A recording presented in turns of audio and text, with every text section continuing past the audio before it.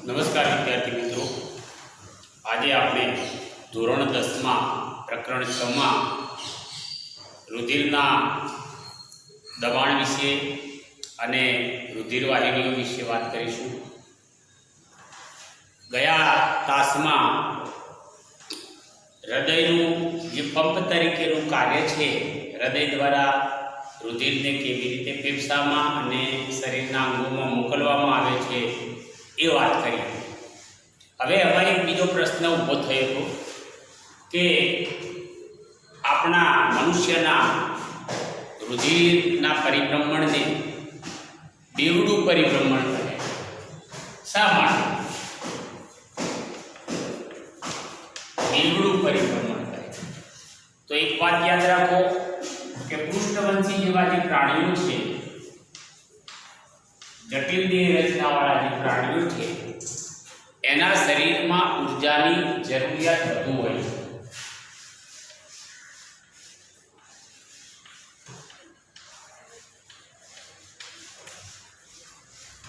અને ઉર્જાની જરૂરિયાત વધુ હોય તો સ્વાભાવિક રીતે શ્વસનનો દર પણ ઊંચો હોય અને ઓક્સિજન ભરપૂર માત્રામાં મળવો જોઈએ. તો અહીં આપણે માછલી અને મનુષ્ય બંનેના રુધિરના જે પરિભ્રમણ છે એને આપણે તફાવતી સમજીએ. મનુષ્ય છે તો ગઈ વખતે આપણે જોયું એમ આ હૃદયની અંદર 4 ખંડો હોય છે. 4 ખંડોમાં આ જે વચ્ચે જમણી બાજુનો ભાગ અને ડાબી બાજુનો જે ભાગ છે એ પડદાથી અલગ હોય છે. એટલે શુદ્ધ અને અશુદ્ધ રુધિર મિશ્ર થતું નથી, મિશ્ર થતું અટકાવે છે. અને ફરી પાછા દરેક ખંડના 2 ભાગ હોય છે, જેમાં ઉપરના ખંડો જે કર્ણકો છે અને નીચેના ખંડકો ક્ષેપકો છે. એમાં આ જે ક્ષેપકોની દિવાલો પ્રમાણમાં જાડી અને સ્થિતિસ્થાપક હોય છે. શા માટે? કારણ કે રુધિરને બધા અંગો તરફ જ્યારે મોકલવું હોય ત્યારે વધુ ઊંચા દબાણની જરૂર પડે. એટલે દબાણ પર્યાપ્ત માત્રામાં હોય તો જ રુધિર હૃદયમાંથી શરીરના બીજા અંગોમાં જાય. તમે ફુગ્ગાની વાત કરી કે ફુગ્ગો દબાવો અને એની સાથે નળી જોડો તો દબાવશો એટલે નળીમાં ઊંચું પ્રવાહી દોડશે. એવી રીતે જ્યારે ક્ષેપકોનું સંકોચન થાય ત્યારે દબાણ ઉત્પન્ન થાય. એ દબાણથી ધમનીઓમાં રુધિર વહે છે. તો એટલા માટે જાડી અને વધુ સ્થિતિસ્થાપક. તો આ જે રુધિરને શરીરના અંગોમાં મોકલવા માટે ક્ષેપકોનું દબાણ જરૂરી છે. અને એના કારણે શું થાય છે કે અહીંથી શરીરના અંગોમાં મોકલવામાં આવે છે. એમાં જમણા ભાગમાંથી શુદ્ધ રુધિર અંગોમાં મોકલવામાં આવે છે.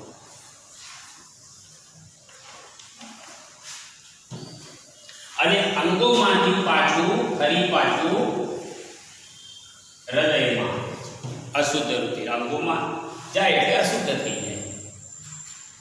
જમણા ક્ષેપકમાંથી એટલે કે હૃદયમાંથી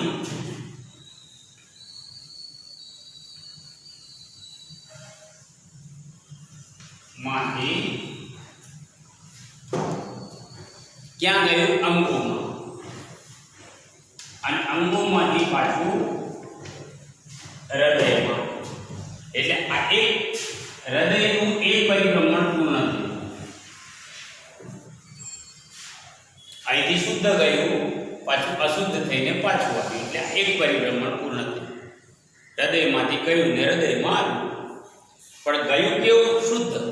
આવ્યું કેવું? અશુદ્ધ. હવે એ અશુદ્ધને ફરી પાછું શુદ્ધ કરવા માટે ફેફસામાં મોકલવું, ઓક્સિજન વાળું બનાવવા માટે. અને ફેફસામાંથી ફરી પાછું શરીરના અંગોમાં મોકલવા માટે પાછું હૃદયમાં. એટલે ફરી પાછું હૃદયમાંથી ફેફસામાં ગયું અને ફેફસામાંથી પાછું હૃદયમાં. તો આ નીચે એક પરિભ્રમણ પૂર્ણ થયું અને બીજું પરિભ્રમણ ઉપરનું પૂર્ણ થયું. એટલે બેવડું પરિવહન કહેવાય.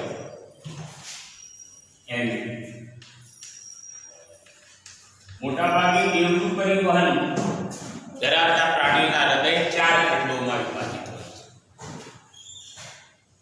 તો આ રીતે એક પરિવહન થયું હૃદયમાંથી અંગોમાં અને અંગોમાંથી પાછું અશુદ્ધ થઈને હૃદયમાં, અશુદ્ધને ફરી પાછું ફેફસામાં, ફેફસામાંથી શુદ્ધ થઈને પાછું હૃદયમાં.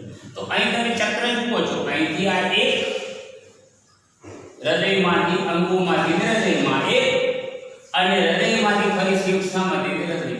આમ એક આખું ચક્ર પૂર્ણ કરવા માટે રુધિર 2 વાર હૃદયમાં આવે છે, એટલે એને બેવડું પરિવહન કહે છે. જ્યારે માછલીમાં શું થાય છે? માછલીમાં હૃદયમાંથી રુધિર ઓક્સિજન યુક્ત થવા માટે ઝાલરોમાં મોકલવામાં આવે છે, અને ઝાલરોમાંથી ફરી પાછું ડાયરેક્ટ અંગોમાં મોકલવામાં આવે છે. પાછું હૃદયમાં નથી લાગ્યું. શું? હૃદયમાંથી ઝાલરોમાં મોકલવામાં આવે છે, અને ઝાલરોમાંથી અંગોમાં મોકલવામાં આવે છે, અને અંગોમાંથી પાછું હૃદયમાં. એક જ ચક્રમાં આ વાત ક્રિયા પૂરી થઈ ગઈ. એટલે માછલીના હૃદયમાં 2 ખંડ હોય છે, અને બેવડું પરિવહન કહેતા નથી. તો ચલો હવે આપણે મોટા ભાગની રુધિરના પરિભ્રમણ વહન સાથે જે સંકળાયેલી બાબતો હતી એ પૂર્ણ થઈ ગઈ છે, અને બધું તમે સંદર્ભ ગ્રંથોમાંથી તૈયારી કરી શકો છો. હવે આપણે રુધિર દાબની કેટલીક વાત કરીએ છીએ. રુધિર દાબ, રુધિરનું દબાણ જેને આપણે સાદી ભાષામાં કહીએ છીએ. ઘણી વખત આપણને ઘણા માણસોને, ઉંમરલાયક માણસો, રુધિરનું દબાણ, તો ડૉક્ટર પાસે જાય કોઈ પણ બીમારીમાં તો પહેલાં એનું બીપી માંગે. બીપીનો અર્થ થાય છે બ્લડ પ્રેશર માંગે. પછી આપણે ડૉક્ટરને પૂછીએ કે સાહેબ કેટલું છે, એટલે ડૉક્ટર કહે છે કે નોર્મલ છે. નોર્મલનો અર્થ શું થાય? કે સામાન્ય રીતે નાની ઉંમરનો તંદુરસ્ત વ્યક્તિ હોય તો એનું બીપી 120 થી 80 હોવું જોઈએ. આ 120 બીપી છે એને સિસ્ટોલિક કહે છે, અને આ 80 જે છે એને ડાયસિસ્ટોલિક કહે છે. એટલે એ શું છે એને આપણે થોડુંક સમજીએ. તો પહેલા એ વ્યાખ્યા રુધિરનું દબાણ એટલે શું? તો રુધિર વાહિનીની દિવાલ ઉપર રુધિર જે દબાણ લગાવે એને રુધિરનું દબાણ કહેવાય. રુધિર વાહિનીની દિવાલ ઉપર રુધિર પસાર થતું હોય એ વખત આ રુધિર વાહિનીની દિવાલ ઉપર એક પ્રકારનું દબાણ છે. હવે ડૉક્ટર અહીં બાંધે છે આમ કપડાના પટ્ટા જેવું, અને પછી એમાં હવા ભરે છે. આમ બાંધે છે ને, આમ બાંધીને પછી આમથી આમ હવા ભરે છે. હવા ભરે એટલે અંદરથી જો રુધિર વહે છે એનું દબાણ અહીં એની જે થેલી છે એ થેલીની અંદર હવા હોય છે, એ હવા ઉપર અનુભવાય, અને એના કારણે એની પાસે જે રુધિરનું દબાણ માપવાનું જે સાધન છે એને સ્ફિગ્મોમેનોમીટર કહેવાય.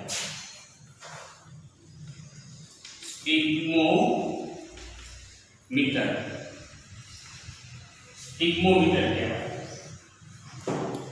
તો રુધિરનું દબાણ એ રીતે પછી હવા ભરે છે, તો એની રુધિર વાહિનીઓની અંદર એક તમને જુઓ દબાણ અનુભવાશે, અને એ દબાણના કારણે એની પાસે જે સ્ફિગ્મોમેનોમીટર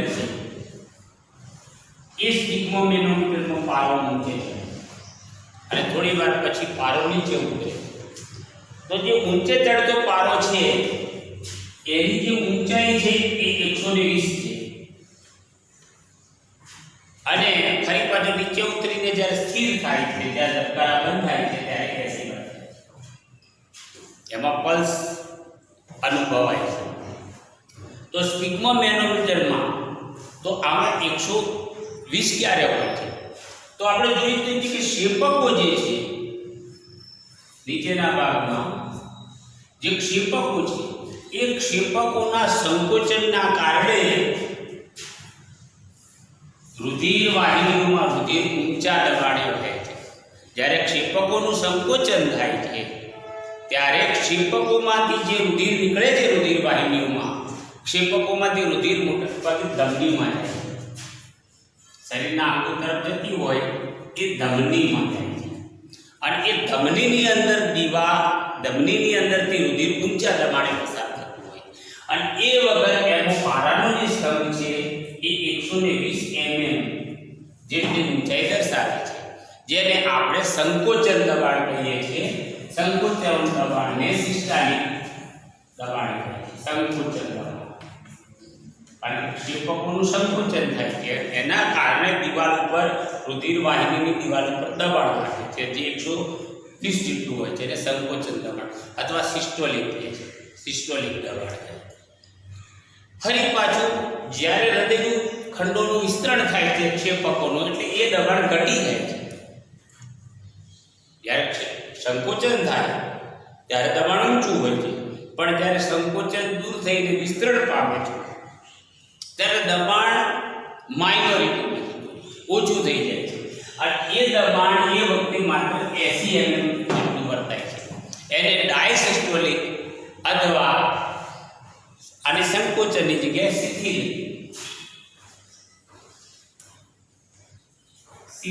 દબાણ, જેને ડાયસિસ્ટોલિક દબાણ તરીકે ઓળખવામાં આવે છે. અને રુધિરનું દબાણ માપવા માટેનું જે સાધન છે એને સ્પિગ્મોમીટર તરીકે ઓળખવામાં આવે છે.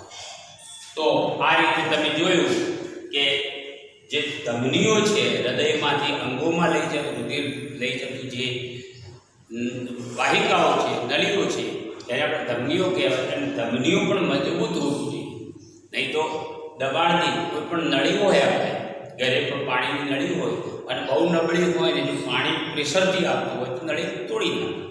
કારણ કે એ નળી મજબૂત હોવી જોઈએ. એટલે તો આપણે ઘરની અંદર સારી કંપનીનું પ્લમ્બરિંગ કરાવીએ મકાનનું, ત્યારે એની નળી સારી કંપનીની નાખીએ છીએ. અને એમાં ગરમ પાણીની નળી હોય કે પ્રેશરવાળી જે નળી હોય તો એમાં તો યુપીવીસી વાપરીએ છીએ, અરે સીપીવીસી વાપરીએ છીએ. યુપીવીસી નથી, કારણ સીપીવીસી મજબૂત હોય છે, ગરમી અને દબાણ બંને સહન કરે છે. તો સારી કંપનીઓ જે બજારમાં છે, માનો કે ફિનોલેક્સ છે કે એસ્ટ્રલ છે, એવી કોઈ પણ બીજી પણ સારી કંપનીઓ છે, એ બધી સારી કંપનીની નળી નાખવાનું કારણ શું છે કે નળી દબાણને સહન કરીને તૂટી જાય. ચાલુ કંપનીની હોય તો એ તૂટી જાય, એની કિંમત ઓછી હોય પણ તૂટી. એમ આમાં પણ કુદરતી પ્રકૃતિએ મનુષ્યને એક સંરક્ષણ આપ્યું છે કે ભાઈ એને રુધિર ધમનીઓમાંથી પસાર થવાનું છે, તો દબાણ હશે તો એની દિવાલ જાડીને સ્થિતિસ્થાપક મજબૂત બનાવે. હવે આપણે રુધિર વાહિની તરફ જઈએ. પ્રશ્ન આપણો છે રુધિર વાહિની. તો રુધિર વાહિની બે પ્રકારની છે મુખ્ય. રુધિર વાહિની, તો રુધિર વાહિનીમાં પહેલી આપણે ધમની. તો મેં હમણાં જ વાત કરી કે ધમનીની પહેલા તો આપણે વ્યાખ્યા શું. રુધિરની વહન કરતી બે નળીઓ છે, ધમની અને શિરા. ધમની કોને કહે છે કે હૃદયમાંથી અંગો તરફ રુધિરનું વહન કરતી નલિકાને, હૃદયથી અંગો તરફ રુધિરનું વહન કરતી નલિકાને ધમની કહેવાય. અને ધમનીની દિવાલ કેવી હોય? જાડી અને સ્થિતિસ્થાપક. અચ્છા, એની અંદર ક્ષેપકોના સંકોચનથી એમાં રુધિર પસાર થાય છે, સારી રીતે પસાર થઈ શકે એટલે કોઈ હૃદયગામી વાલ્વની એમાં જરૂર હોતી નથી. એની દિવાલ જાડી અને સ્થિતિસ્થાપક હોય છે. બાકી રુધિર તો એમાં દબાણ તો મળી જ રહેશે સંકોચનના કારણે ક્ષેપકોના. તો હૃદયથી અંગો તરફ રુધિરનું વહન કરતી નલિકાને રુધિર વાહિની કહેવાય છે. અને એમાં રુધિર ઊંચા દબાણે રહે છે, એટલે એમાં હૃદયગામી વાલ્વની જરૂર હોતી નથી. પછી હૃદયથી અંગો તરફ જતું રુધિર કેવું હોય તો સામાન્ય રીતે શુદ્ધ હોય છે, પણ એમાં એક ધમની એવી છે, અપવાદ છે એમાં પણ, ફુફ્ફુસ ધમની, જે ફેફસા હૃદયથી ફેફસા તરફ લઈ જાય છે. હૃદયથી ફેફસા તરફ જતું હશે તો એને શુદ્ધ કરવા, ઓક્સિજન વાળું બનાવવા માટે લઈ જતું છે, તો એમાં તો અશુદ્ધ છે ને, અશુદ્ધ છે માટે તેને ફેફસા તરફ લઈ જાય છે. એ પણ થયું તો હૃદયથી અંગ તરફ. ફેફસા પણ અંગ છે, હૃદયથી અંગ તરફ. તો ફેફસામાં લઈ જાય છે એટલે ચોક્કસ આપણે કહી શકીએ કે અશુદ્ધ માલ લઈ જતું હશે, એટલે એ અપવાદ છે. બાકી જે શરીરના અંગો તરફ લઈ જતું હશે તો અંગો તરફ તો શુદ્ધ માલ જ લઈ જાય ને. અંગો તરફ લઈ જાય. એટલે મોટા ભાગની જે અંગોમાં જે ધમનીઓ જાય છે, રુધિરને અંગો તરફ લઈ જાય છે, બધામાં શુદ્ધ હોય છે. અપવાદ ખાલી ફૂફૂસનો છે. તો એક તો મોટા ભાગે શુદ્ધ રુધિર હોય છે. તમે અપવાદ કરી અને લખી શકો. પછી પર્યાપ્ત દબાણ હોય છે, ઊંચું દબાણ હોય છે. ઊંચા દબાણે રુધિર વહે છે, પર્યાપ્ત દબાણે વહે છે, એટલે એની અંદર કોઈ વાલ્વ હોતો નથી. ચલો હવે ધમનીની જગ્યાએ શીરા, તો એક સાથે એક થી આપણે સ્કીમ કાઢીએ છીએ. અને એક વસ્તુ તો સમજી જાઓ તો બીજી વસ્તુ તમારે સમજવાની. ઓટોમેટિક ફ્રી સ્કીમ એક સાથે ફ્રી. ચાલો હવે વ્યાખ્યા આવડે ઊંધું કરી નાખો. અંગોથી હૃદય તરફ રુધિર લઈ જતી રુધિર વાહિનીને શીરા કહેવાય. ખરું? પહેલી વ્યાખ્યા આવી. ઉલટું. ચલો શીરાઓમાં કોઈ મજબૂત જાડી સ્થિતિસ્થાપક દિવાલની જરૂર નથી, કારણ કે નીચા દબાણે રુધિર પસાર થતું. પણ સામાન્ય રીતે નીચા દબાણે રુધિર પસાર થતું હોય એના કારણે શું થાય કે અહીંથી માનો કે તમારા પગમાંથી રુધિર લઈ જાય છે એક નલિકા, તો પગમાંથી હૃદય તરફ જાય છે એટલે એમાં પર્યાપ્ત દબાણ હોતું નથી. એટલે કેટલીક વાર શું થાય, અડધે આવીને દબાણ ઓછું થઈ ગયું તો રુધિર ઉલટી દિશામાં પાછું પણ પડવાની સંભાવના છે. એટલે એમાં હૃદયગામી વાલ્વ હોય છે. હૃદયગામી વાલ્વ હોય શીરાની આવા વાલ્વ છે જે એક દિશા એક માર્ગથી એક દિશામાં ઘણા વાલ્વ એવા હોય છે કે વસ્તુને જવા દે, પણ જો વસ્તુ પાછી પડે, તમે હવા ભરવાનો સાયકલમાં પંપ છે આમ મારો તો હવા અંદર જાય સાયકલના ટાયર, પણ પાછી પડે એટલે પેલી એની વાલ્વ ટ્યુબ છે બંધ થઈ જાય, એટલે પાછી ના પડે. ટાયરમાં જવાની શું ગુંડાઓની ગીરો જેવું અંદર જવાનો માર્ગ હોય, પણ અંદર ગયા પછી બહાર નીકળવાનો માર્ગ ગુંડાઓની ગીરો.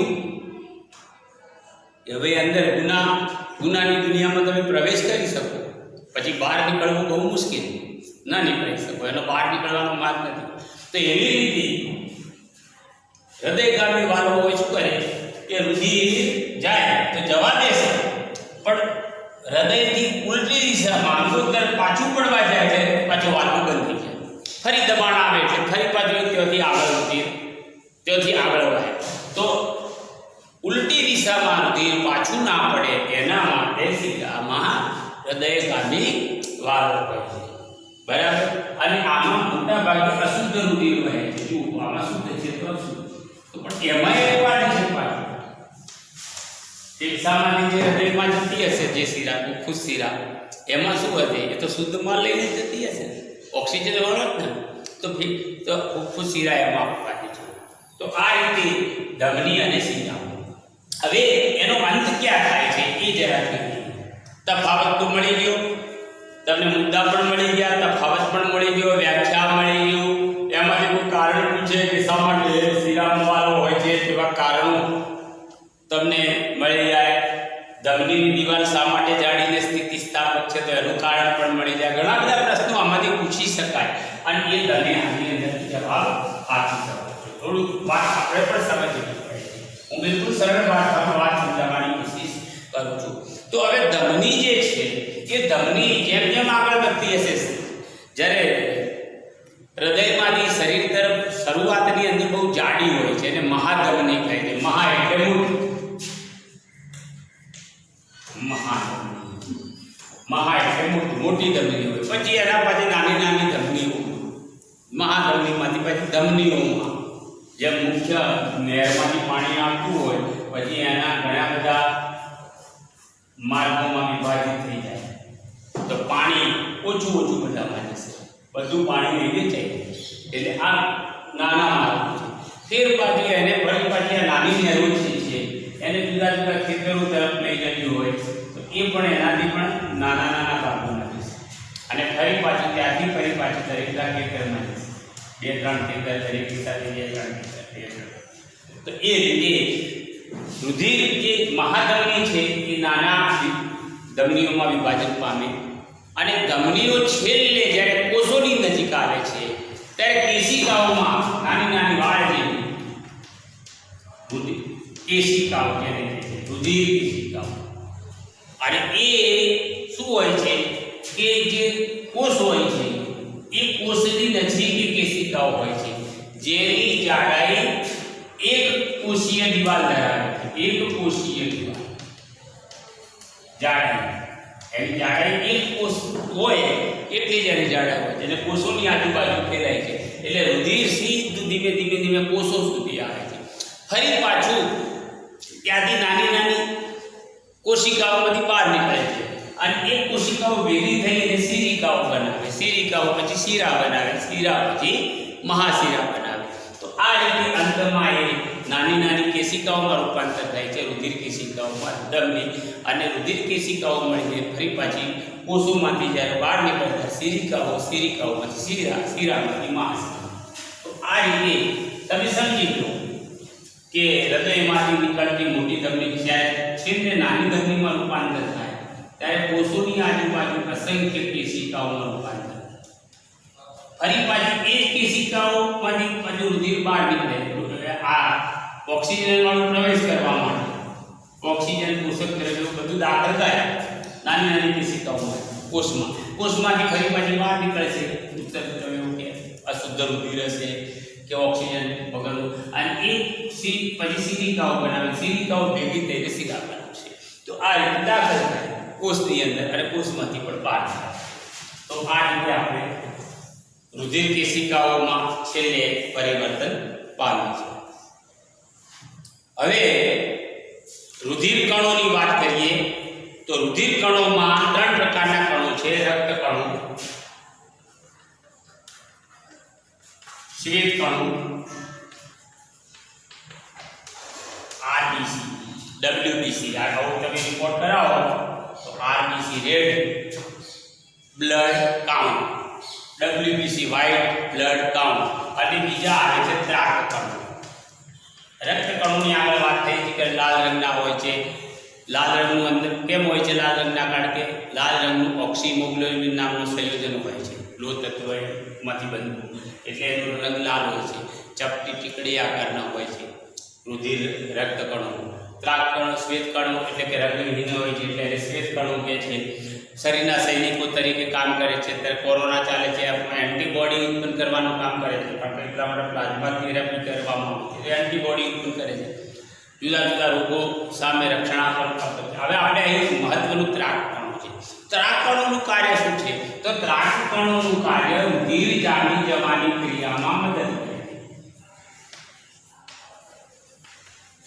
રુધિર જામી જવાની ક્રિયામાં મદદ કરે છે. ઘણી વખત શરીરની અંદર રુધિર વાહિનીઓ હોય અને ઊંચા દબાણે નાની નાની કેશિકાઓમાં રુધિર પસાર થતું હોય અને ક્યાંક પંક્ચર થાય તો રુધિરનો સ્ત્રાવ થાય. તો એ ન થાય. પછી આપણે રમતા હોય કે કોઈ કાર્ય કરતા હોય ત્યારે ઘા પડી જાય છે, વાગે છે અને શરીરમાંથી રુધિર બહાર નીકળે છે. ક્યારેક એક્સિડન્ટમાં પણ આવી રીતે રુધિર વહેવા માંડે છે શરીરમાંથી. જો વધારે પ્રમાણમાં શરીરમાંથી લોહી નીકળી જાય તો શું થાય? તો શરીરની અંદર જે રુધિરનું દબાણ છે એ દબાણ ઘટી જાય. બરાબર, વધુ સ્ત્રાવથી દબાણમાં ઉણપ આવે. એક્સિડન્ટમાં ખાસ આવું થાય. વધારે વાગ્યું હોય એટલે શરીરમાંથી લોહી બહાર નીકળી જાય. બહાર નીકળી જાય તો શું થાય? દબાણમાં ઉણપ આવે અને બીપી ઘટી જાય અને ઘટી જાય તો મૃત્યુ થવાની સંભાવના છે. પણ સામાન્ય વાગ્યું હોય ત્યારે એટલા પ્રમાણમાં રુધિર વહેતું નથી. પણ રુધિર વહે છે. માનો કે કોઈ જગ્યાએ તમને હાથ ઉપર કે પગ ઉપર ઘા પડે અથવા શરીરની કોઈ નસ કપાઈ ગઈ તો એવામાં શું થાય? નાનો ઘા થયો તો તમારા શરીરમાંથી લોહી બહાર આવશે અને રુધિર બહાર આવશે. અને જો રુધિર બહાર નીકળ્યા જ કરે તો શું થાય? તો મેં કીધું કે દબાણમાં ન થાય. પણ એવું થતું નથી. થોડી વાર પછી તમે રુધિર બહાર નીકળશે, ઘા નાનો હશે તો, અને તમે ત્યાં જોશો તો ત્યાં આગળ રુધિર આમ ગંઠાઈ ગયેલું જોવા મળશે, ગઠ્ઠો થઈ ગયો અને ગઠ્ઠાના કારણે રુધિર બહાર આવતું અટકી જાય છે. તો એમાં શું હોય છે કે ત્રાક કણોની અંદર એક ફાઇબ્રિનોજન નામનું દ્રવ્ય હોય છે જે નિષ્ક્રિય સ્વરૂપે શરીરમાં હોય છે. એટલે જ્યાં સુધી નિષ્ક્રિય સ્વરૂપે હોય ત્યાં સુધી કામ નથી કરતું, પણ હવાના સંપર્કમાં આવે છે રુધિર જેવું બહાર આવે છે ત્યારે હવાના સંપર્કમાં આવે છે તો એ નિષ્ક્રિય છે, એ સક્રિય ફાઇબ્રિનના તંતુઓમાં ફેરવાઈ જાય અને સક્રિય ફાઇબ્રિન છે એ રુધિરના તંતુઓ બનાવે અને ઉપર જાળાની જેમ જો કાપડ્યો છે ઉપર જાળાની જેમ ગંઠાઈ જાય અને એની અંદરથી રુધિર જ્યારે નીકળે એટલે એના કણોમાં ફસાઈ જાય અને પછી રુધિર વધારે આવતું તો આ જે રુધિર જામી જવાની ક્રિયા કરે તો એ રુધિર જામી જવાની ક્રિયામાં ત્રાક કણો બહુ મહત્વની ભૂમિકા ભજવે છે.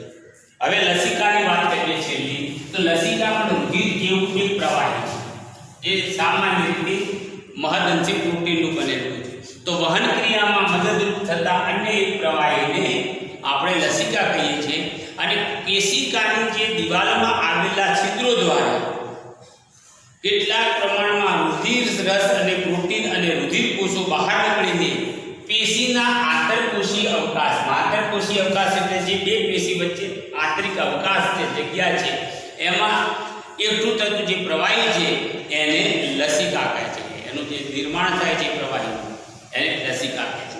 રુધિર જેવું છે પણ રંગવિહીન છે પણ અને અલ્પ માત્રામાં પ્રોટીન ધરાવે છે. હવે આંતરકોષીય વાહિકાનું નિર્માણ કરે છે અને આંતરકોષીય વાહિકામાંથી એ છેવટે મોટી શિરામાં ખુલે છે. પછી લસિકાના કાર્યોમાં શું છે કે નાના આંતરડાની જે દિવાલમાં, નાના આંતરડામાં પાચનનું કાર્ય પૂર્ણ થાય એટલે નાના આંતરડાની દિવાલમાંથી જે પોષક દ્રવ્યો શોષાય એમાં ચરબીનું પણ શોષણ થાય છે. તો એ ચરબીનું શોષણ નાના આંતરડામાં અભિશોષણ પામેલી ચરબીનું પાચન કરે છે. પાચન એટલે કે ચરબીનું વહન કરે છે અને વધારાના પ્રવાહીને બાહ્યકોષીય અવકાશમાંથી પાછું રુધિરમાં લઈ જાય છે. તો અહીં આપણે રુધિર અને હૃદયને સંગત બધી વાતો પતી ગઈ છે. હવે આપણે ઉત્સર્જન તરફ આવતા ક્રમમાં જોઈશું. કેટલીક વાતો આપણે બાષ્પોત્સર્જનની એની પણ કરીશું. ધન્યવાદ મિત્રો.